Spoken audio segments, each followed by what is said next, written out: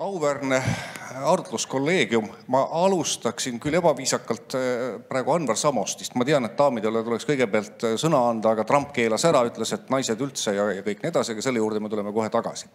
Aga Anvar, sinu juurde, et avalik-õigusliku meedia roll maailmas, et ma usun, et sellel auditooriumil ei ole vaja väga seletada, et miks avalik-õiguslikku meediat vaja on, aga lähtekohad 1924 kui sõnastati BBC oli harida, informeerida ja meelt lahutada. Kuidas sul meelelahutusega läheb praegu uudistetoimetuse juhina? Õnneks on peale uudistetoimetuse Rahvusringhäälingus veel teisigi struktuuriüksusi, kes meelelahutusega tegelevad, aga kui nüüd päris otse enda vaatenurgast vaadata, siis tegelikult ma olen ju ka sporditoimetuse juht ja sporditoimetuse vaatest me tegeleme meelelahutusega väga hästi. Jah, aga nüüd tõsisemalt edasi minnes, sest see usaldus, millest Eerik sa rääkisid, ja ma arvan, et see ongi väga-väga oluline, et üldse demokraatlik ühiskond toimiks, me peame usaldama neid institutsioone, peame usaldama ka meediat. Eesti Rahvusringhäälingut on läbi aastate mõõdetud siis just läbi selle usalduse. Ja usaldus, teadusartiklid viitavad sellele, et see põhimõtteliselt põhineb uudiste usaldatavusel. Ehk kõik ülejäänud ei olegi oluline, väga oluline on see, milline on uudiste usaldusväärsus Rahvusringhäälingus ja nii edasi. Ja selle slaidilt, mida ka Erik näitasid, mis Eesti kohta käib päris hästi, aga provokatiivsem küsimus on selles, et kui me hakkame sinna sisse minema, vaadates siis eestikeelne kogukond usaldab väga kõrgelt Eesti Rahvusringhäälingut ja ka teisi meediakanaleid. Venekeelsel kogukonnal on probleeme, kui niimoodi öelda. Ja nüüd meie meediaruumis on naabritest tulenevalt, võib-olla ka siis Ameerika Ühendriikidest tulenevalt diskussiooniks see, et kuidas me peaksime käituma siis uudiste ruumis venekeelse kogukonnaga. Lätlased on ette võtnud sihi venekeelsed saated Rahvusringhäälingus lõpetada. Kuidas sina kommunikeerid siis avalik-õigusliku meedia rolli sellest aspektist? Jah, ma olen sel teemal isegi oma Läti kolleegidega siin iga viimase 2-3 aasta jooksul päris korduvalt ja põhjalikult rääkinud ja ma arvan, et lätlased teevad muidugi valesti. Et nad politiseerivad seda Rahvusringhäälingu või avalik-õigusliku meedia poolt pakutavat venekeelset sisu. Seda poliitikud paraku Lätis teevad, nad teevad seda selle julgeoleku nii-öelda sildi all, millega tehakse ka väga palju muid rumalaid asju ja valesid asju, eks ju. Ja ma rohkem võib-olla lätlasi siin selles mõttes kritiseerida isegi väga ei tahaks, aga mida meie teeme, millest ma saan selles mõttes selgelt ja kindlalt rääkida, on see, et me ei ole kunagi teinud venekeelset ajakirjandust Rahvusringhäälingus nagu mingisuguses õiges või propaganda võtmes, eks ju. Õiges oli siin jutumärkides, et nad teevad täpselt samuti ajakirjanduslikku sisu, ajakirjanduslikku tööd, esindavad oma auditooriumi, nagu seda teeb eestikeelne toimetuse pool. Nad on täielikult integreeritud, eks ju, sellesse eestikeelse toimetuse töösse ja kõik nagu siis välispidised soovid, et me teeksime kohalikele venelastele mingit sorti ajuloputust, oleme me tagasi tõrjunud ja oleme ka seda väga selgelt toimetuse sisse kommunikeerinud, mistõttu ma arvan, et nende usaldus on tegelikult ikkagi märkimisväärselt kõrge, arvestades sellega, et missuguses infokeskkonnas nemad tegutsevad. See ei ole ju see eestikeelne infokeskkond ega isegi ingliskeelne, vaid see on venekeelne. Ja seal on see kontekst hoopis teine ja nende usaldusväärsus on ju tegelikult võrreldes selle üldise ruumiga on ikkagi päris kõrge. Et võistelda Kremlist pakutava propagandaga, eks ju, ja meelelahutusega ja kogu selle nagu aastakümnete pikkuse harjuvusega, ajalooga, eks ju, see on tegelikult väga suur keeruline ülesanne. Ja ma arvan, et meie nagu võti selle juurde, et panna nad tegema vaba ajakirjandust, on ikkagi tulemuslik ja on andnud siin üle aastate väga kenasid, väga ilusaid tegelikult tulemusi. Ma lihtsalt lõpuks ütlen seda, et ma olen siin nendele välismaalastele, kes on käinud meie juures vaatamas seda, et mismoodi Rahvusringhääling Eestis tegutseb ja miks me usaldusväärsus nii kõrge on või miks me auditooriumi näitajad nii head on, eks ju. Et ma olen neile alati öelnud, et siin uudistemaja 5. korrusel tegutseb maailma kõige suurem vaba venekeelne uudistetoimetus. See on tõsi. mul on raske seda kontrollida, et ma ei oska nüüd täpselt öelda, et kui võib-olla kõik nagu BBC-s töötavad venekeelsed ajakirjanikud kokku lugedes, me saame äkki nagu suurema numbri, eks, aga neil ei ole sellist võrreldavat struktuuriüksust. Et võimalik, et siin ongi.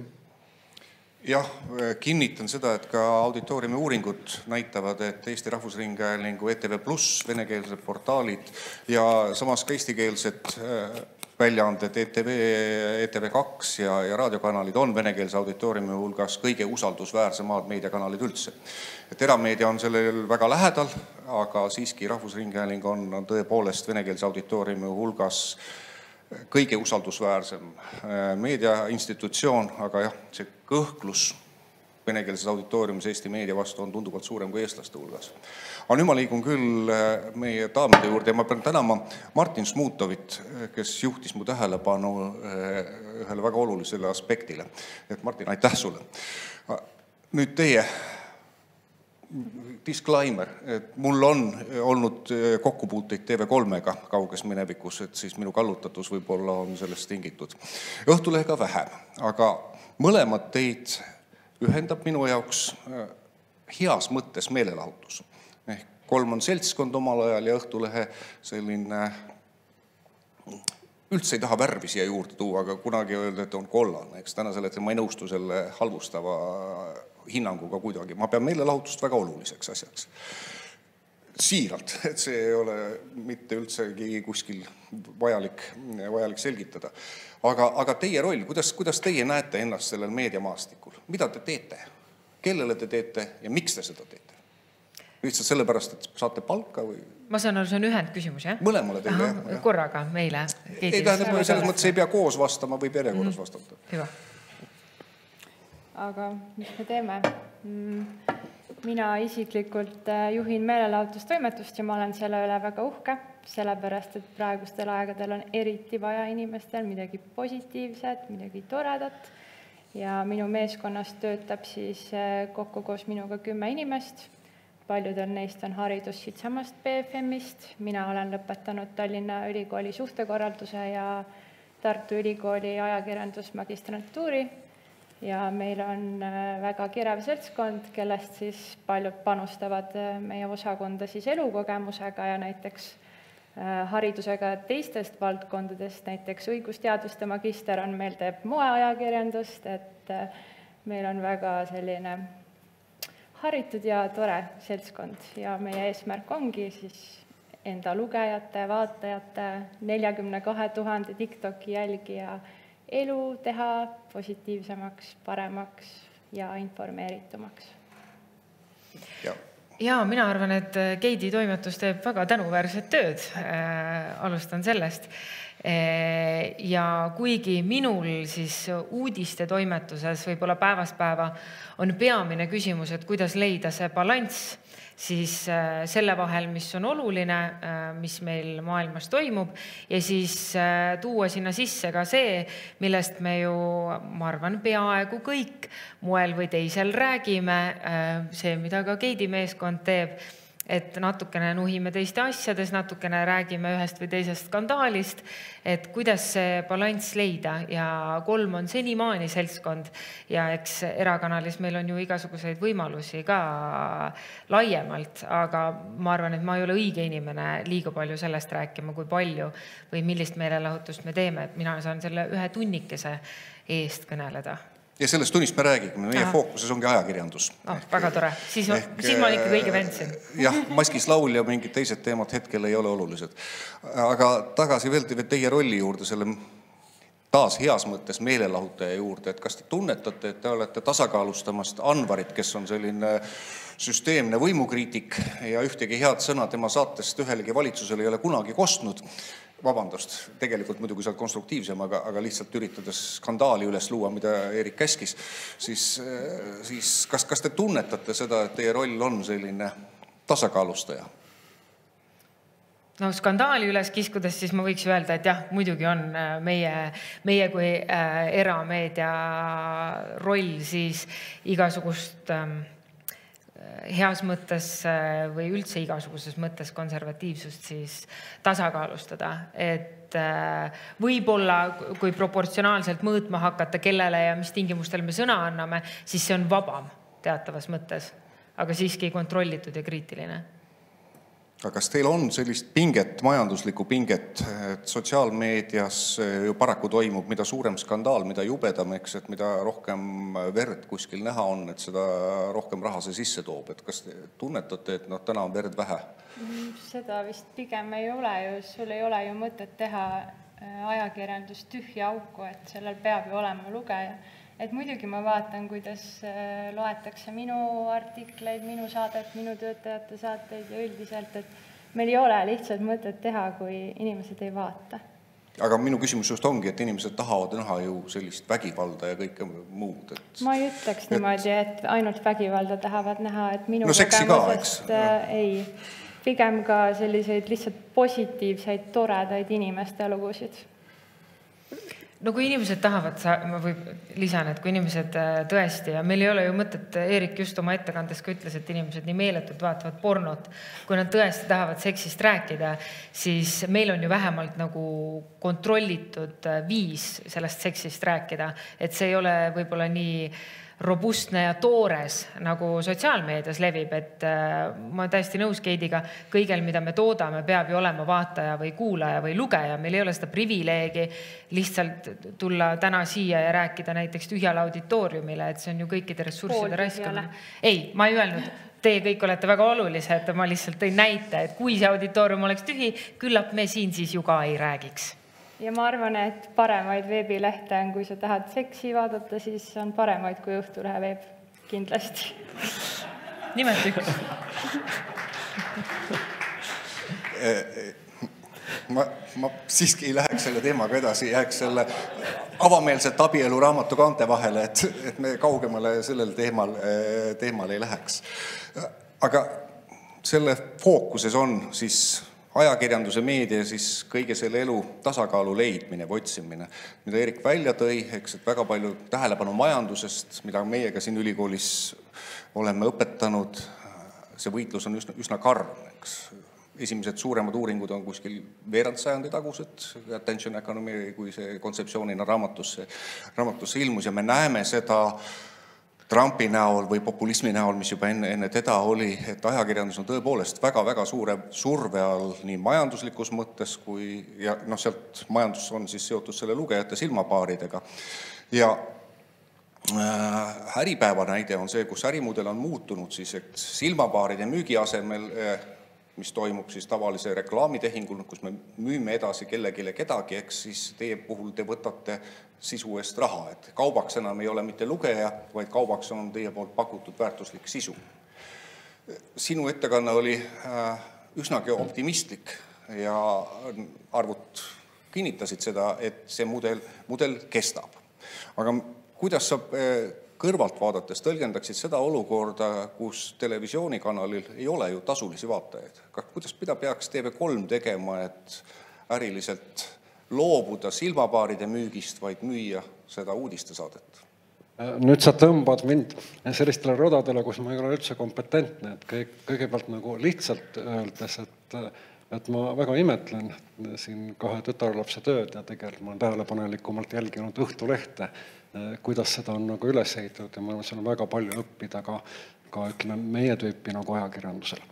Aga ma saan vastata rohkem nagu lugeja positsioonilt, et mulle väga meeldib kvaliteetne meelelahutus ja ma hindan kvaliteetset ajakirjandust. Minu jaoks on natuke probleem see, kui nad kipuvad sassi minema.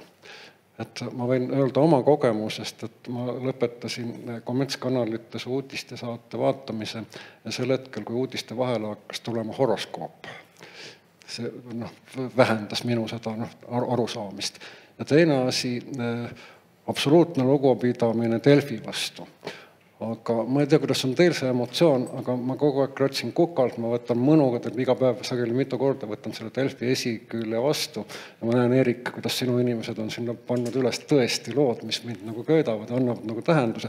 Siis ma liigun natukene allapoole ja seal tuleb mingi selline pealkiri, mis võib-olla on hea meelelahutus, aga mis kõrradi pärast, et peab seal olema. et ma arvan, et on kaks erinevat maailma ja mõlemal on nagu oma koht. Ja kui vaadata nagu seda ärimudeli poolest, siis ma arvan, et inimesed on tõesti valmis maksma kvaliteetse ajakirjanduse eest, aga mitte igasuguse ajakirjanduse eest. Et ma pigem arvan, et praegu me oleme ajajärgus, kus siis meelelahutuse ärimudel, mis võib olla väga hea, ajalooliselt on väga hea, ja ajakirjanduse ärimudel, et nad käivad mõnevõrra erinevat teed pidi. Aga nad on just väga tihedalt seotud, et see murdekoht või kuidas me näeme seda, et liikumine inimese müügilt reklaami andjale ja et inimene ostab head sisu, et see murdekoht on minu meelest ikkagi olemas. No seda murdekohta on teil nagu lihtsam analüüsida, et mina näen pigem seda, et kui me olime valel teel aastal 2007, kui me arendasime oma tasuta veebi hiiglaslike nagu bänneritega, et kuhu me sel hetkel investeerisime. Me investeerisime hästi palju tehnoloogiasse, igasugusesse digimarketingi, igasugusesse trikkidesse, et need klikid kätte saada ja Google'ilt natukenegi reklaami ära võtta. Siis nüüd me oleme õiges kohas tagasi, sest kuhu me praegu investeerime on jällegi nagu hea ajakirjandus. Siis see toob tagasi see, mida tegelikult meie lugejad meie poolt nagu tahavad. Et ma näen seda nagu dimensiooni muutust. Et mina ilmselt ei suuda oma profiili muuta, et ilmselt mina kunagi meelelahutajaks ei hakka, ma ei suuda teiega kuidagi konkureerida, aga ma proovin hoida ennast seal, kus ma olen. Ja ma arvan, et tegelikult nagu tulevik on see, et need asjad lähevad omavahel natukene lahku. Et ärimudelite küsimuse lõpuks, et meil on siin põhimõtteliselt 3 ärimudelit. Üks on avalik-õiguslik, mis on siis maksumaksja raha eest rahastatud, siis on tellija põhine, kus tellija maksab sisu eest, ja siis on reklaamiandja põhine ärimudel. Et teie arvus, milline nendest on kõige jõulisem või jätkusuutlikum, kui sõnastada? Oleneb, mis toodet sa pakud. Ja ma mõtlen kogu Eesti meediapildis, et milline aga ma arvan, Eesti meediapilt on mitmekesin, et me ei saa siin väita nii või teisiti. Ma arvan, et suurepärane meelelahutaja või televisioon väga hästi saab hakkama selle reklaamituluga, kui ta teeb seda väga hästi. Aga mis puudutab kvaliteetset ajakirjandust või see, mida meie Eerikuga teeme, et see on väga-väga teljapõhine. Ma ei usu, et seda on oluliselt võimalik reklaamiga finantseerida. Kas poliitikakuru majandab ennast ära? Poliitikakurul puuduvad kulud. Selles mõttes on väga lihtne ennast ära majandada. Aga tegemist on vabatahtliku projektiga ja isegi Kuku raadios käimise eest saavad inimesed väikest honorari, eriti Tõnis, kes seda veab. Aga majandamine pole seal küsimuseks, et meil pole vaja majandada. Aga nendest nagu ärimudelitest, esiteks üldse tuleb ikkagi öelda, et sellest, ma arvan, et vist enam-vähem kõik väljaanded, kes teevad ka sellist kirjasõnalist sisu või nii edasi, on aru saanud, et ainult reklaamipõhist mudelit, et see ei ole jätkusuutlik, et see ikkagi viibki su kohtadesse, kus sa tegelikult ei taha olla. Ja sellepärast ikkagi peamine asi, ma arvan, ma eeldan, et ma ei eksi, kui ma ütlen, et ka Õhtulehele, aga ka Delfil juba aastaid ongi see sama tellimuste arv ja see on nagu peamine number 1 indikaator. Sinna lisanduvad siis igasugused ka kvalitatiivsed asjad tegelikult, et kui kaua inimesed tellijad loevad seda sisus, kui kaua nad seal on ja nii edasi, selle kaudu nagu püütakse oma tegutsemist hinnata. Ja sinna juurde vaadatakse muu hulgas ka siis seda page view'de aspekti, et ta on ikkagi reklaamitulu on komponendina oluline, aga ta ei ole nagu sedavõrd prioriteetne. Ja tõesti, nagu ma ütlen, et ainult reklaamitulu põhine mudel oleks selle, mis ma seal eelnevalt rääkisin, selle valguses probleem, et seal on see paratamatu sotsiaalmeediastumine ja ise nagu selline afektipõhine kajastamine ja äärmuste esile toomine võimenduks veel. Delfi selle, mis sina tõid välja, selle nagu segapudru, mis seal inimeste ees ootab, ma absoluutselt saan ise sellest aru ja ka minu jaoks on see personaalselt on see probleem tarbides. Siis selle kohta ütleks nii, et see on ilmselt ka üks põhjuseid, miks Delfil näiteks väga raske on nii-öelda nagu väljaandepõhises usaldusväärsus edetabelites kuhugi nagu päris sinna absoluutsesse tippu jõuda, ongi see, et see inimeste kogemus on selline, et nad näevad seal palju selliseid asju, mille kohta nad ühel või teisel põhjusel suhtuvad nii, et see mind ei kõneta või see on igav halvemal juhul, et see on nagu õudne kräpp ja ma ei taha sellest midagi kuulda või sellest ei peaks kirjutama. Aga kui vaadata lugejate käitumist ja ka tellijate käitumist, päris elus, need andmed on ju olemas ja neid vaadatakse väga hoolega, siis me ei peaks mõtlema keegi ennast keskmiselt nagu niivõrd snoobiks, et me arvaksime, et see sisu läheb inimestest täitsa mööda.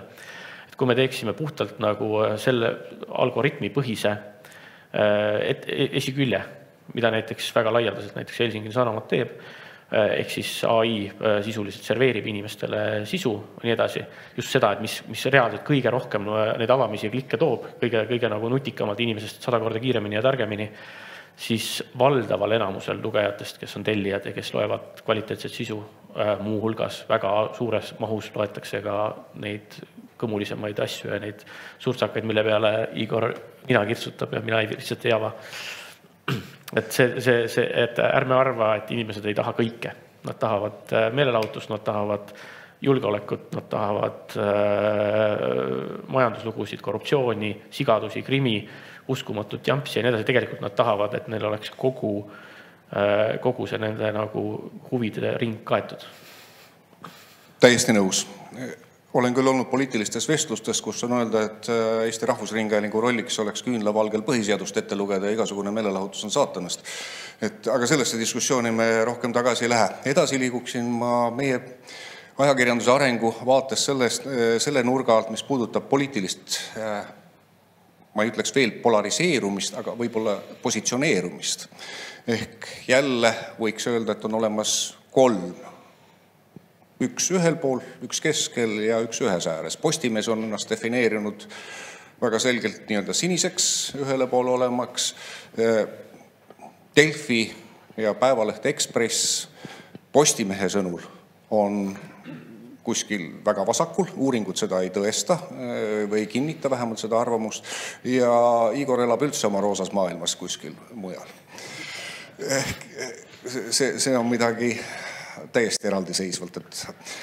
Ja minu küsimus, kas Eesti peaks muret tundma sellise polariseerumise ohu eest, mida me näeme poliitilisel teljel, et parteide terav vastandumine teine teisele või üksteisele keelepruugis järjest karmimate süüdistuste esitamine ja poliitilise kultuuri teisenemine, millega me Donald Trumpi puhul iga päev peame millekski valmis olema. Anvar, kas sa näed seda?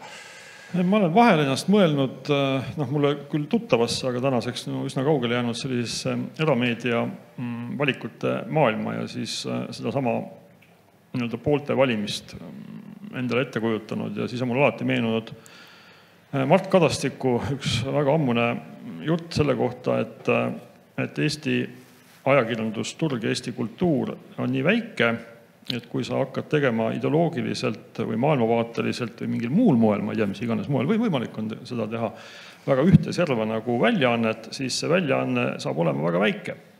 Eesti inimesi on lihtsalt vähe ja seal mingisuguse ühe kindla maailmavaate fänne on ka vähevõitusi, järelikult veel vähem, eks ju.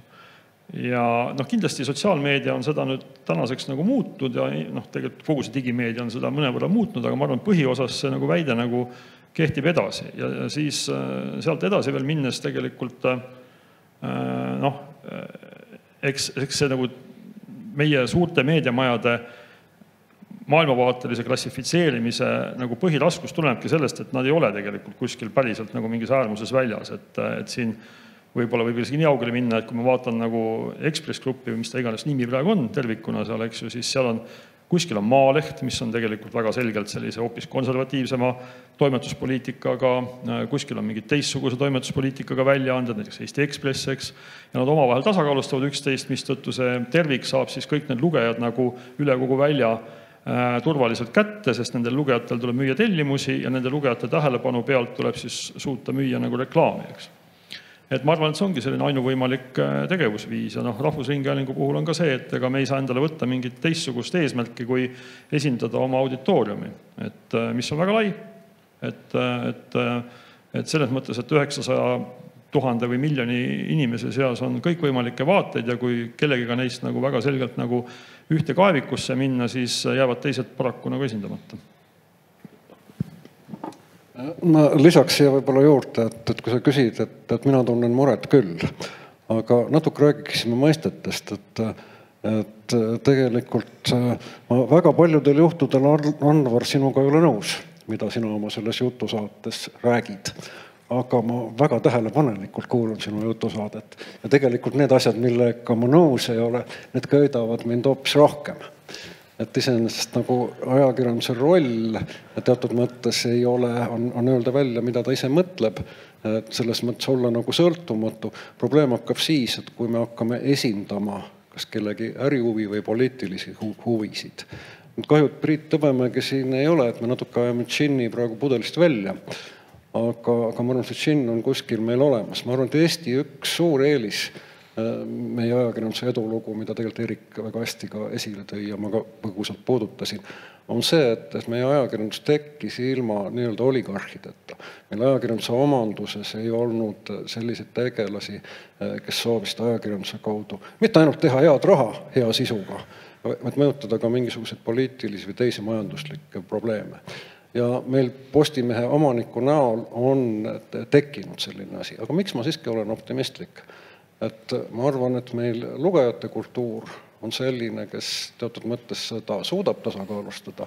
Ja kui ma ise olen Postimehe pidev nagu lugeja, et mul tekivad mingisugustes kohtades nagu kahtlused, aga tervikpiltina seal tehakse ikkagi kvaliteetset ajakirjandust ja teiseks ma ikkagi usun väga ajakirjanikesse. Et kui ikkagi omanik lööb jala uksega lahti ja väga resoluutselt tahab teha midagi sellist, mida vaba ajakirjandus teha ei tohiks, siis võib-olla mitte kõik, aga ma arvan ka paljud praegused Postimehe juhtivad toimetajad suudavad siin seda tasakaalu hoida või jala ette panna.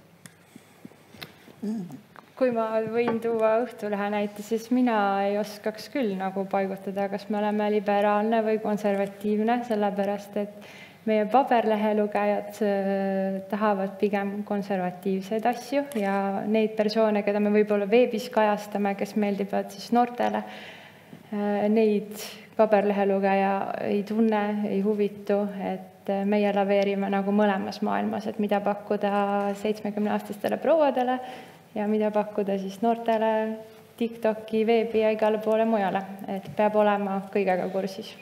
Et te ei jälgi seda päris selgelt niimoodi, et Eesti rahvuskonservatiivne erakond peaks saama nii palju ja reformimeelsemad naa palju. Teil on mingid teised kriteeriumid? Või jälgite poliitilist tasakaalu? Täpselt sellest ei saanud aru, aga jah. Ei, küsimus poliitilise tasakaalustat. Kas te jälgite seda, et kõik parteid saaksid teil võrdselt sekundeid või siis ruutsentimeetreid? Ma arvan, et mitte. Meelelahutusosakonnas vähemasti mitte, kuigi EKRE saadikud pakuvad väga palju meelelahutust. Järsku on see väärt jagamist. Et üks suurimaid poliitikutest meelelahutajaid, kes väga edukalt seda ära kasutas, oli üks palki kandev Kalevi poeg. Nii et see ju töötas hästi. Või kohalik Donald Trump. Jah, aga võib-olla tõesti natuke liiga norivalt, et TV3-s te jälgite, et ikkagi see partei ja see partei. Jaa, mul on enda toas seinal selline suur tabel, et kui saab ikka linnukese kirja panna, siis ma näen, et me oleme tasakaalus. Tegelikult seda tabelit ei ole. Aga jah, eks peab tulema kaema.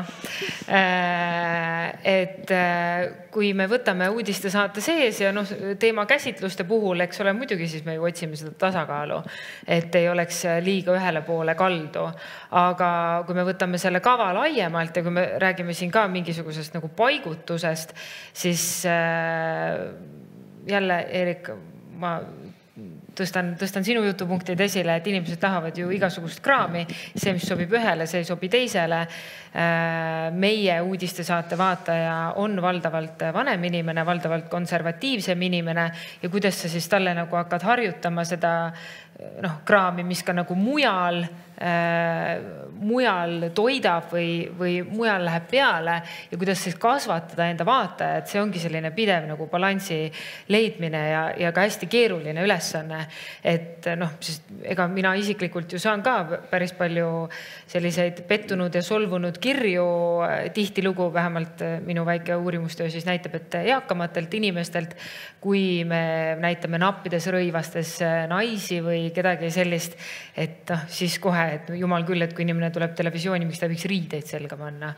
Aga noh, see on see balansi leidmine, et kellele mida ja tunni aja sees me jõuame ju päris rikast menüüd nagu läbi ratsutada. Te väga kavalalt võtsite Õhtulehe noore ajakirjaniku Roosa Banaanikese laserisse tööle. Et vahepeal Roosa Banaanikes või 2 peremehe leiba, et tegi meile roosat reporterit ja Marii Karellile ka seal poliitikadebatte, aga siis televisioon meelitas talendi minema.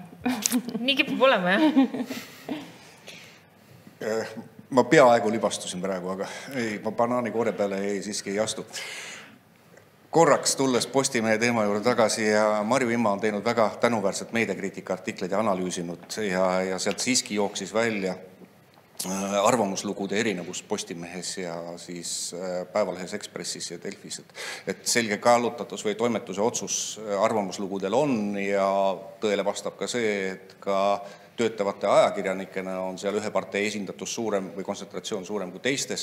Ja lõpetuseks Priit Hõbemägi on oma podcastis Alar Pinkile ka otseselt öelnud, et tema arvestab omaniku arvamusega toimetuse töös, mille peale tänasel lõunavaheajal Soome kolleegid väga üllatunud olid.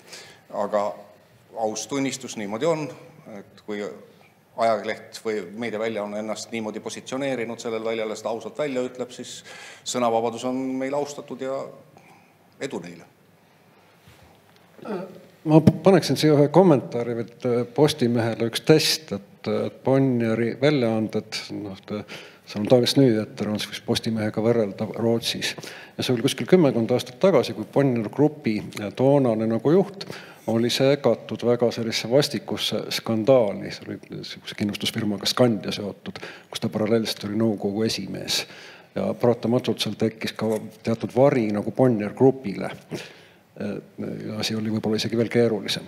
Ja selle tagajärjel see Dagens Nyheter ja tegelikult kõik Bonnieri väljaanded ülima põhjalikkusega kajastasid seda skandaali. Ja minu nõukogus istub perekonnaliige Hans Jakob Bonnier, kes ütles, et tal on viimased kuud jube raske, et ta võtab hommikul Dagens Nyheteri lahti ja kardab, et milline järgmine kriitika seal tuleb. Et ma arvan, Postimehele test oleks selline, et kui Linnamäel tekib ja kindlasti tal tekib sellised vaieldavaid situatsioone äris, et nad siis tõesti kriitikavabalt täie ajakirjandusliku nagu vastutusega suudaksid sellest kirjutada, siis nad oleksid selle testi läbinud. Ma tasakaaluvides märgiksin, et seda testi võiks pakkuda ka teisele suurele meediamajale, et Hans Luigest rääkides, et see oleks ka päris huvitav vaadata.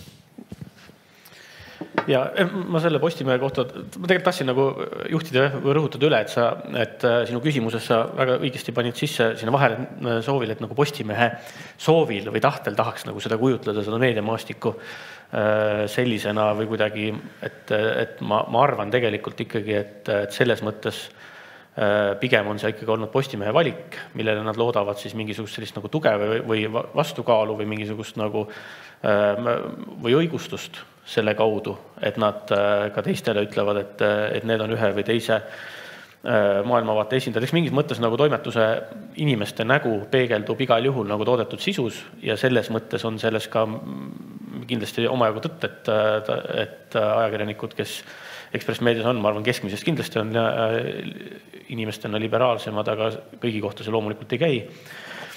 Aga Postimehe, jah, ma arvan, et ikkagi nagu selline nagu võtmeküsimus on see, et tegelikult üha rohkem nad on ikkagi nagu parteilehe moodi, mitte ka maailmavaatelehe moodi. Seda sellest, kes ikkagi, kes kuidas ja eriti just kriitilistes küsimustes sõna saavad kogu aeg, kes ei saa. Ma saan aru, et valitsuse liikmed on kurtnud, et nendel siin arvamusrubriiki kohta ei ole või neid ei lasta, mis on tegelikult ikkagi siiski kummaline, kui sa tahad olla nagu kogu ühiskonda kõnetav väljaanne ja probleemid ja teemad, mida arutatakse, on nendest valdkondadest.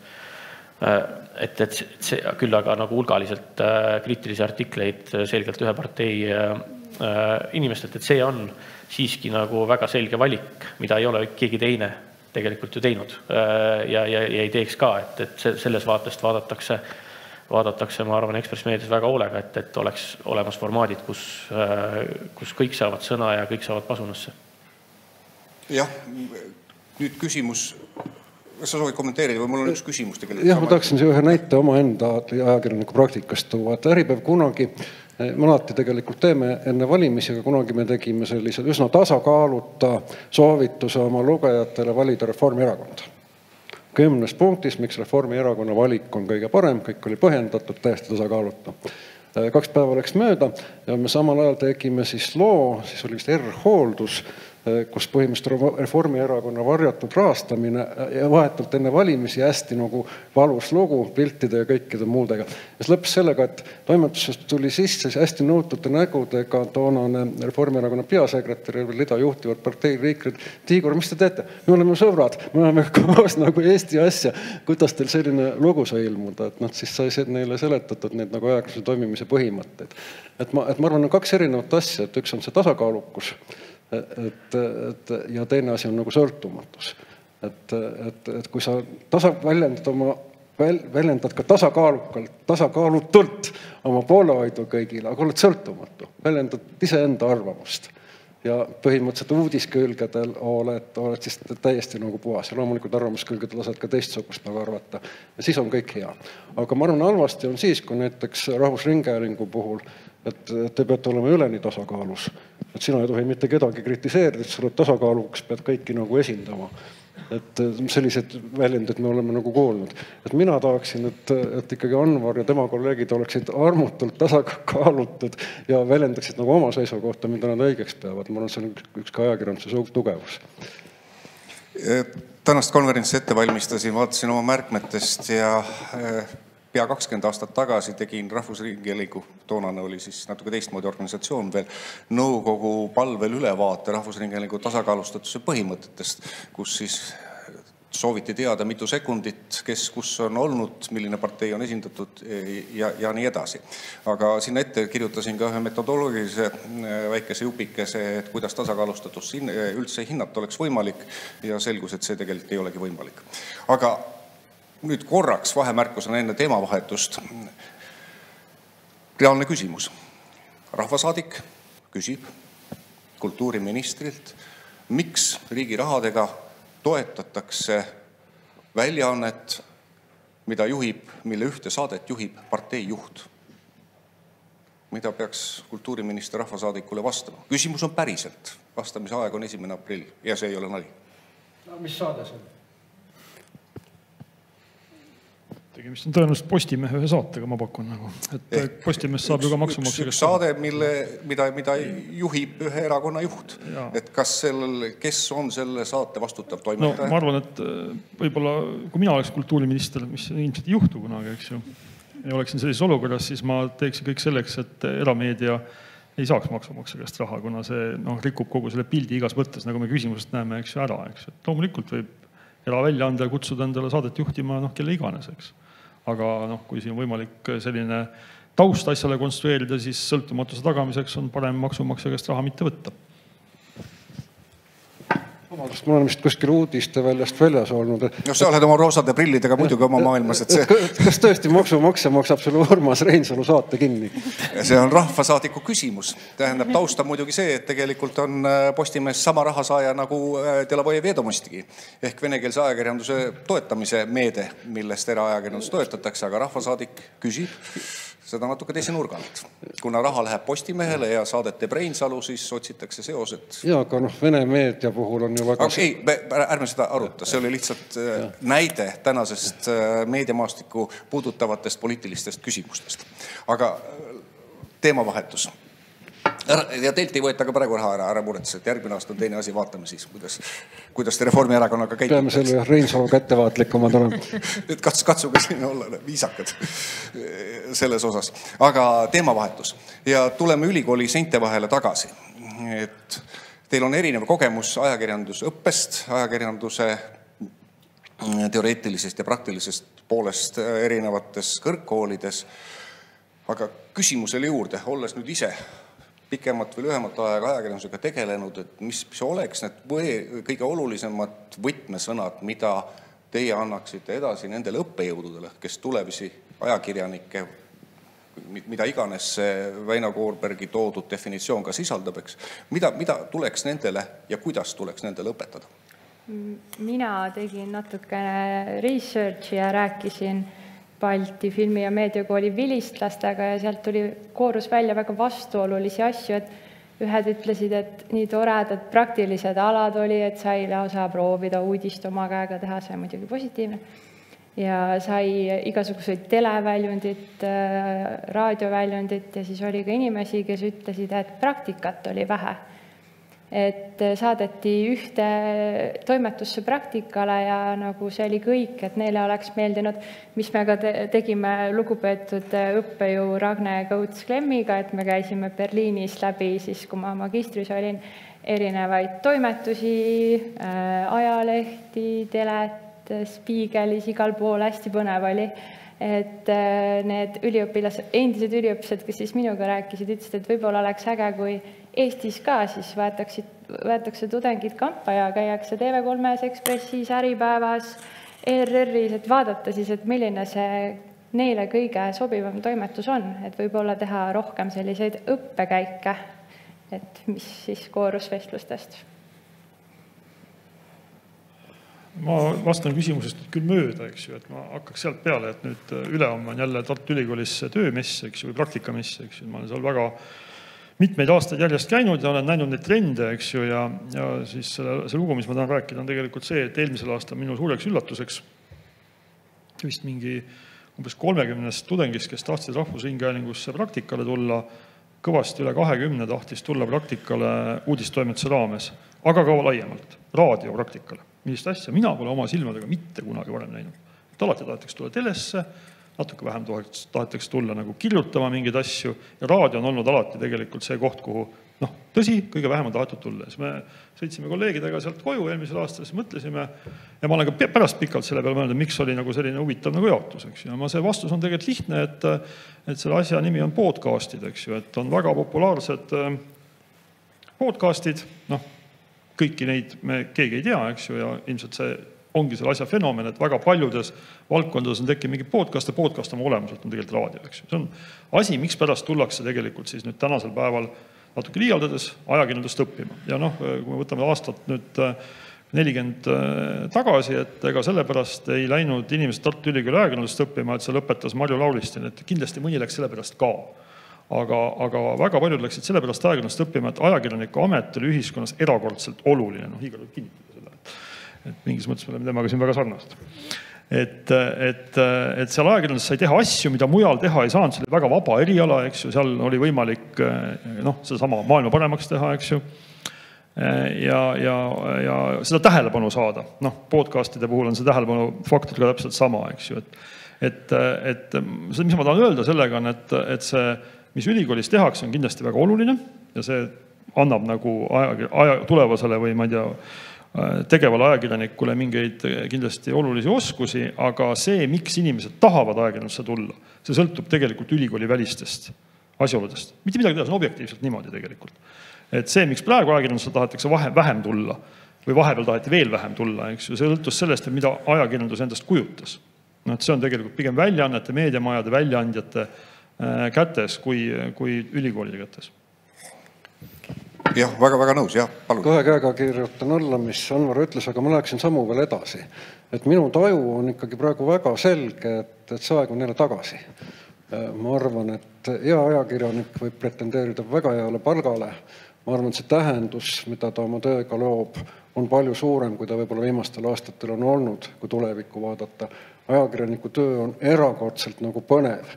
Et ma küll õppejõududele paneksin südamele seda eneseusku nagu sisaldada ja ma olen teiega ka nõus, et rohkem koostööd meiega. Et me oleme Andres sinuga teinud ja me oleme Tartuga teinud ja seda võiks veel palju rohkem olla.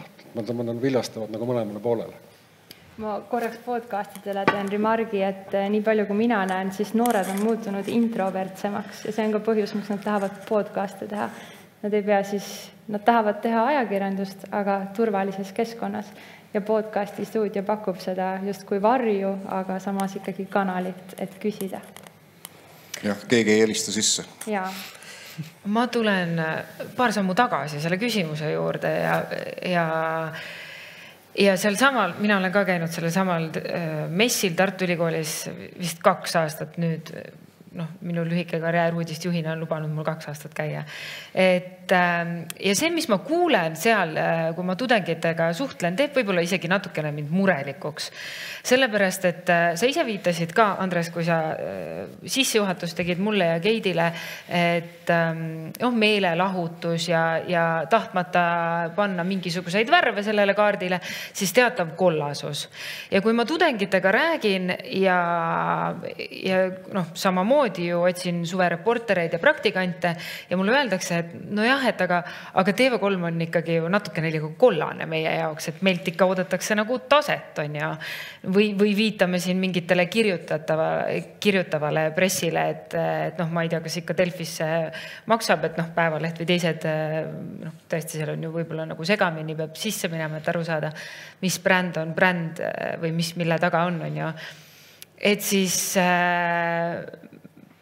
kust nagu see tuleb? Kust tuleb nagu see arusaamine, et keegi on nagu halvas mõttes kollasem või heas mõttes konservatiivsem või kuskil on nagu mingisugune õigem asi ja teine on väär?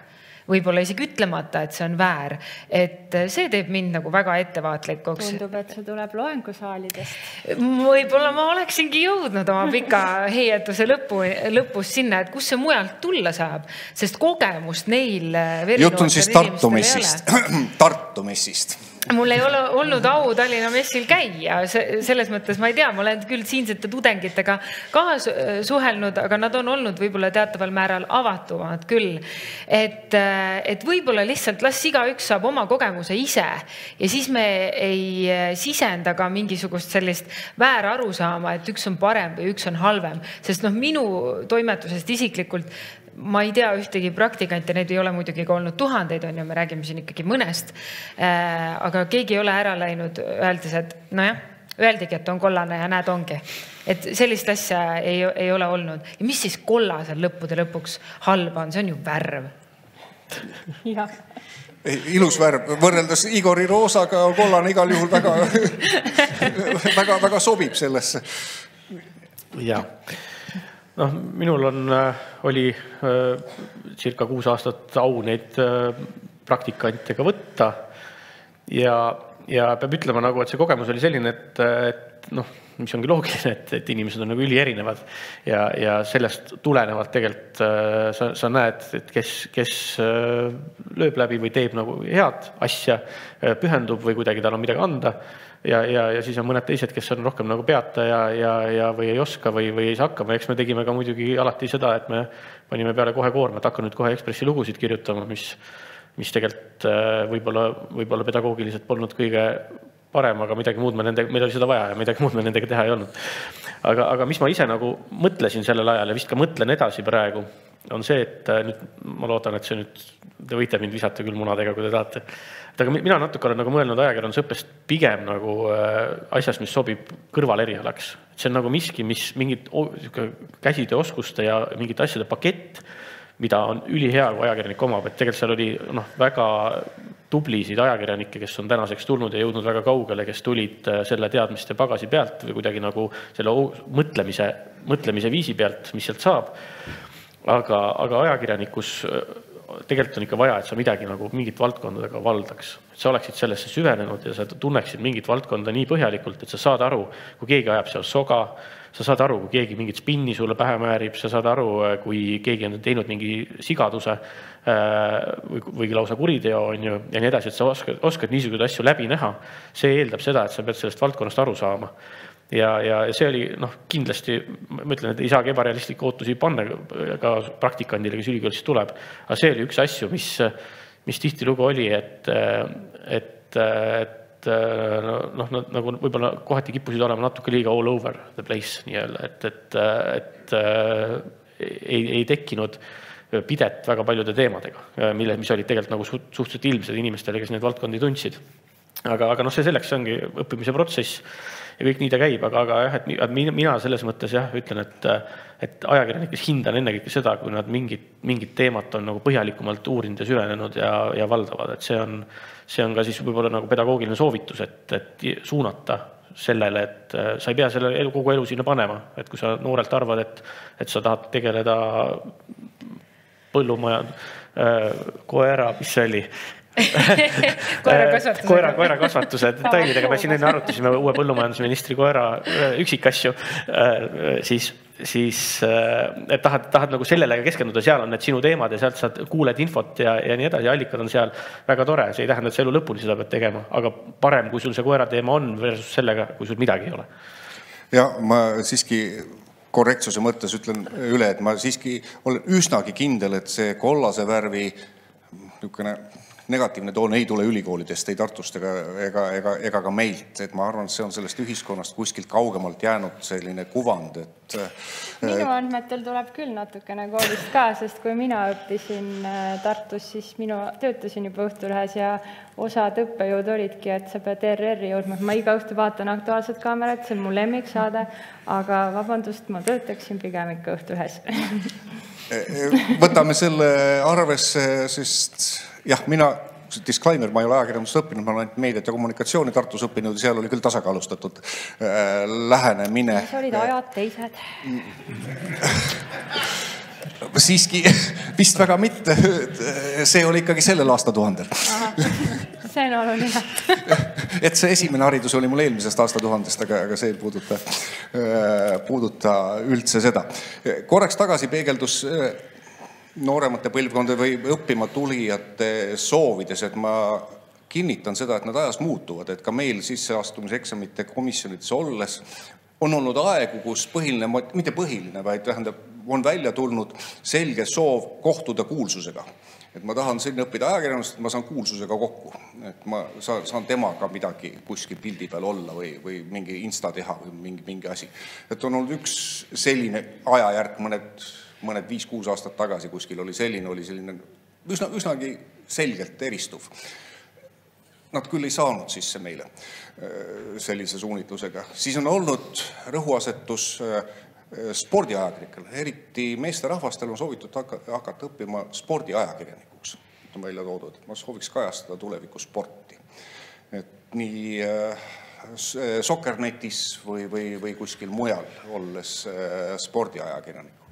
Ja siis alati on olnud neid, kes tahavad teha sellist tõsist uurivat ajakirjandust. Andmed on võib-olla natuke palju öeldud ja sisseastaja käest küsida, aga kes tõesti tahaks ühiskonna probleemidega tegeleda ja olla just need maailmaparantajad. Ja intervjuudes ma ei tea, kas nad väga palju soovivad ära aimata, mida meie tahaksime nende käest kuulda, aga Eesti meediaväljaannete lugemine või jälgimine on üsna stabiilselt olnud küll ERR-i poole kaldu. Et öeldakse ka Õhtulehte, TV3, Äripäeva ja Delfit, kõiki mainitakse, aga väikselt jookseb see ERR-i poole kaldu olev, et ma see on ju positiivne.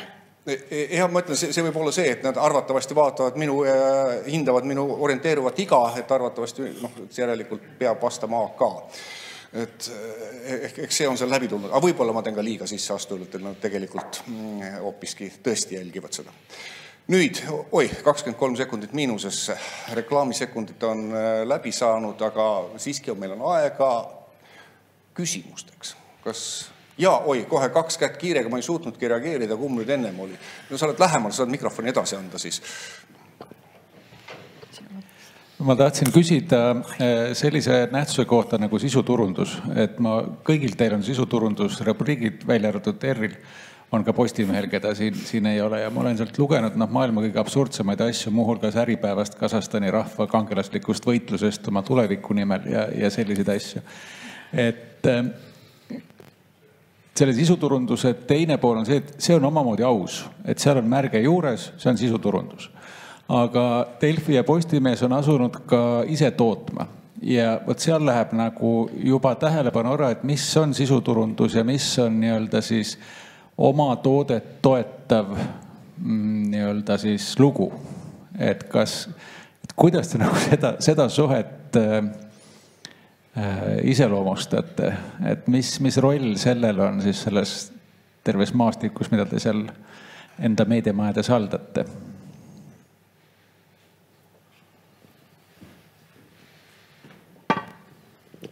See on jälle üks džinn seal pudelis. et ma arvan, mis on Eestis üsna hästi nagu paika saanud, on, et mida te märkisite ära, et me märgistame ikkagi selle sisuturunduse ära, et ju sisuturundus on sisuliselt reklaam ja hästi tähtis, et lugeja saab aru, et see ei ole nagu toimetuse seisukoht. Jah, et ta piisav täpsusega saaks aru. Et ma arvan, et selle Kasahstani loo puhul teil ei tekkinud kahtlust, et see oli Meelis Mandeli seisukoht. Aga see selleks, seal tekib nagu teine probleem, et see sisuturundus, et ta nüüd nagu toimiks reklaamiandja seisukohast, hakkab tõesti konkureerima meie sisuga ja ta peab olema kvaliteetselt tehtud. Et see on ka üsna nagu kohutav, et kui me oleme küll ilusasti märgistatud sisuturundust täis, aga tegelikult see Kasahstani näide ongi võib-olla negatiivne näide ka meie kapsaaeda, et ta teatud mõttes ka vähendab meie usaldusväärust või teeb nagu risu. Aga ma arvan, et see probleem ei ole praegu väga suur, see on üsna hästi nagu paika loksunud. Aga mis puudutab, et on nagu Delfi ja Postimehe kohta, et oma asjade promoveerimine, Äripäev teeb ka seda ohjeldamatult, et ma arvan, et kui see on ikkagi oma asi, et Äripäev teeb ridamisi suuri konverentse, mul põgusalt ettekandest puudutas näiteks Gazelli konverents või siis me teeme äriliidrite konverentsi nagu Äriplaan, siis me ohjeldamatult selle konverentsi materjali tsiteerime oma selles lehes ja tegelikult kutsume üles inimesi seal nagu osalema. Et meie vaatest ongi, see on üks meie asi. Meie konverents on umbes sama asi, nagu on meie lugu. Kõik lugejad seda teavad, selles mõttes me oleme nagu avatud ja loomulikult me proovime promoveerida või saada sellele asjale nagu tähelepanu.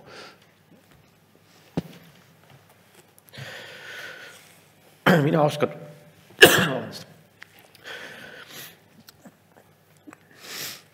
Meil on... Sisuturundus mõjubki niimoodi. See on raske küsimus. Sisuturundusega on niimoodi, et seda päris sisuturundust teeb eraldi osakond, eraldi inimesed. Toimetusega puutumust ei ole, ta on sisuliselt nagu reklaami erivorm. See on okei, ei tohikski olla. Aga nende oma üritustega on lihtsalt, mina mäletan seda, et sellega oli nagu aeg-ajalt ikkagi nagu selline nagu paksu verd, et ega toimetused ei tahtnud teha. Et kuskilt tuli nagu ettevõtte tasandilt oli otsustatud, et me teeme selle mingi suure ürituse kuskil, näiteks seal Suurhallis, ma ei tea, ütleme Lotte mingi näidend asi, siis oli vaja nagu järsku Lottest kirjutada. Aga tegelikult ei ole ikkagi ühel väljaandel midagi eriti sellest Lottest enam kirjutada. Ja nii edasi, aga siis arutati, jagati, kui ei taha, siis ei tee, ajakirjanikud vastu tahtmist ei pea tegema. Mida nagu sellega tehakse on see, et eks siis püütakse ikkagi sinna maksimaalselt sellist ajakirjanduslikku nurka leida, mis oleks päriselt nagu huvitav ja mis oleks niisugune lugu, mis võiks ilmuda muidu ka. Aga ma arvan, et selle vastu on ka eksitud põhjustel, mida Igor juba nii värvikalt kirjeldas. Et sellist viimasel ajal polegi mulle nagu silma hakanud, et mingi aeg oli seda hästi palju mingite suuremate üritustega seoses.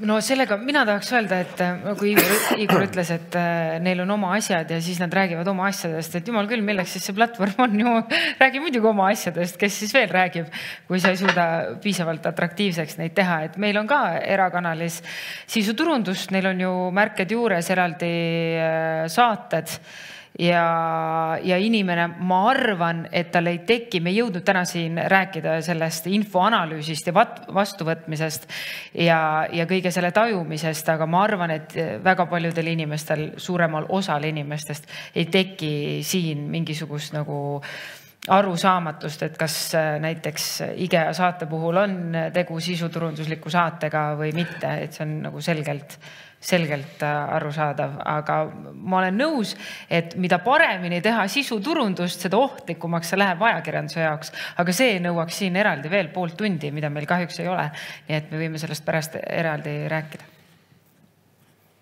Nii, Õhtulehel, kuidas teil? Meil on sisuturundus on kenasti, ei ole ST, on sisuturundus välja kirjutatud ja minu arust see on oluline, et ajalehele raha teenida. Sest ikkagi eraettevõte. Ärimudeli osa, aga nüüd ma siis tean, mida see ST tähendab. Võib ka midagi muud tähendada. Olgu, aga siin oli veel küsimusi. Et siin kuvati ennem seina peale või psühholoogilises kaitse siis kontseptsioon. Ja selle järgi siis, et kui siis on ühiskonnas liiga palju lõhesid, et siis peaks olema nagu teoreetiliselt jama majas. Minu küsimustel igale ühele on see, kas ja kust maalt siis teie jaoks hakkab see ühiskondlik lõhe, et tõesti on nagu suur probleem?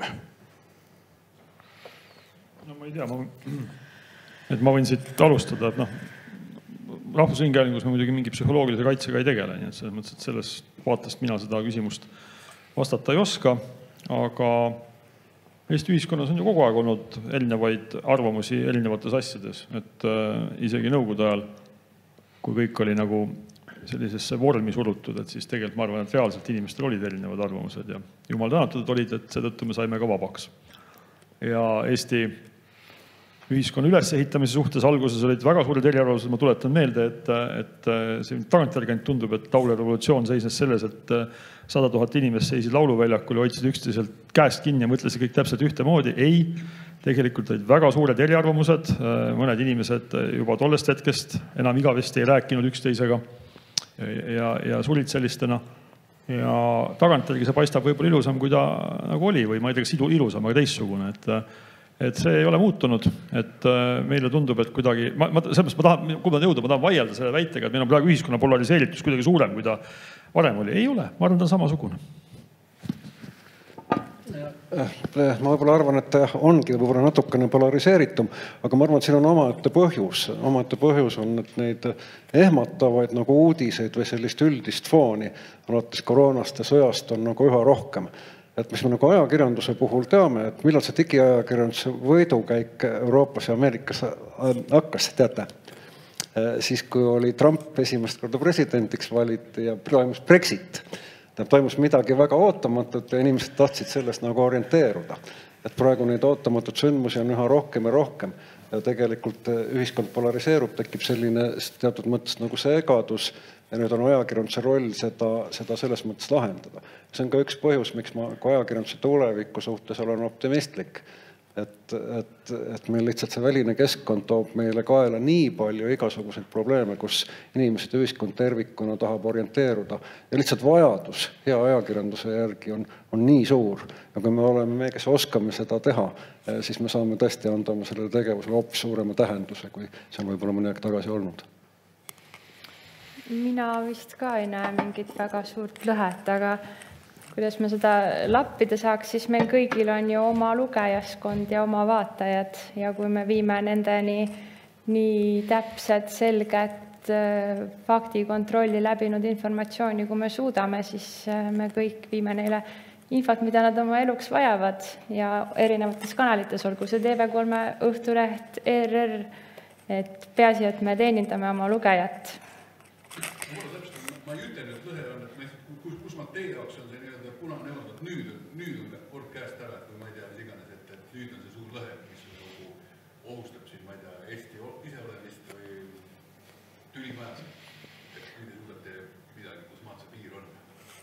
Jah, osa sellest on maitse küsimus, osa sellest sõltub äärmiselt nagu sellest, mis teemast, mis olukorrast me räägime, et meil ei ole üks nagu üldist vastust võimalik öelda, mida mina ise tahaks nagu öelda või mida ma ka selle ettekandega püüdsin nagu öelda, on see, et tehnoloogiast juba tulenevaid ja ärihuvidest tulenevaid, mis on väljaspool meie kontrolli suures osas, tulevaid neid neid tsentrifugaaljõude, mis inimesi laiali ajab ja moonutab nende tunnetust ühiskonnast, kaaskodanikest, ülemustest, otsustajatest ja nii edasi, on päris palju, mis nagu seda laiali lükkavad. Ja selles kontekstis, ma arvan, et ajakirjandusel ja kirjandusel ja kultuuril on see unikaalne roll, et ta nagu ühiskonnas loob sellist nagu ühist tunnetust või ühist inforuumi ka muu hulgas. Et see ei tähenda seda, et me peame nagu takka kiitma, aga see tähendab seda, et me peame silmas pidama seda, et see vastutus on ühtlasi ka olla mingis mõttes nagu konstruktiivne, päriselt, mitte ainult lihtsalt ka nagu samas võtmes järele joosta ja laiali loopida.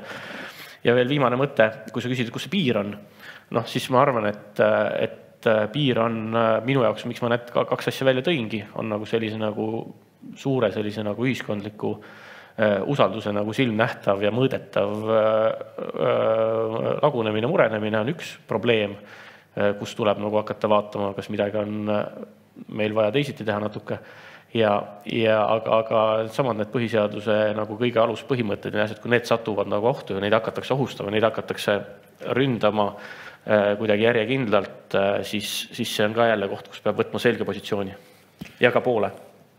No, mina muidugi siis täpsustan, et mina seda punast joont näeksin, et meie ühiskond on väike ja ta on väga ühtne tegelikult. Ja kui me hakkame nägema ajakirjandusväliselt, see ongi õige jah, et tegelikult ühiskondlikud jaotused toimuvad ju väljaspool ajakirjandust. Ajakirjandus on selle peegeldus.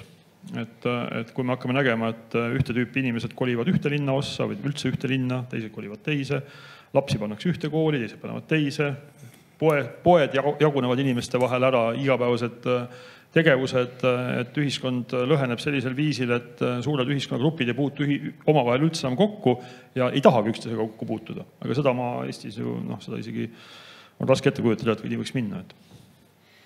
Aga siin maksab ilmselt jälle meelde tuletada neid samu Marju Lauristini sõnu, et ajakirjanduse võimendab kõiki sõnumeid ja meil on siin suur roll, aga nende piiridega on ju tihtilugu ka selline asi, et kui me neist üle oleme või need selja taha jäävad, siis me mõtlesime, et aha, seal oli see piir.